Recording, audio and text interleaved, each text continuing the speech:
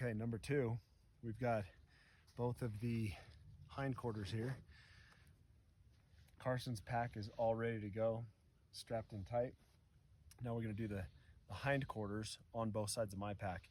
Same thing as the tendon's going to point forward. That way it sits right on the upper limb here. We're going to strap it in exactly the same way. I'm going to take this upper strap here. We're going to thread it right through so that the upper limb is going to sit right in that pocket right there.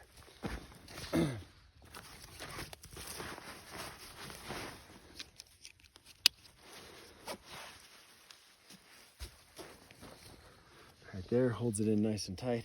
Sometimes if you can take a log, which I might grab this one here,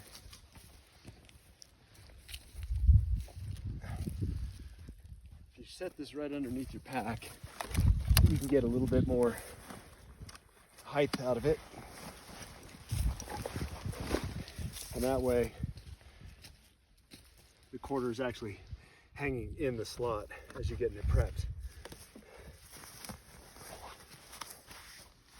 Take this other hind, undo the strap, hold your bag, thread it inside, get the quarter up on the limb, and back together. Be nice and tight. The lid up and over. Just one more piece that keeps the quarter tied down in there. Since it was down,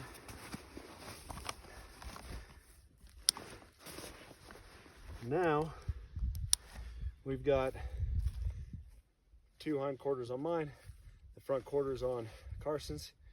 I got the head there to throw over. I'm going to make him carry it out today. Had a little bit more weight on his shoulders. And one trip we got pretty much the whole bull. Last night the client wanted the back straps and the loins taken out just in case a bear came in, so I respected that. But all in all, we could pack this out, 2 of us, 1 trip, and we have only about a little over a mile to go. So in this kind of terrain, it's a little challenging, but running it like this, keeping the weight straight over the balls of your hips, keeping your spine in alignment, I guarantee you can pack a lot more weight for more miles and feel a lot better saving your body. All right, time to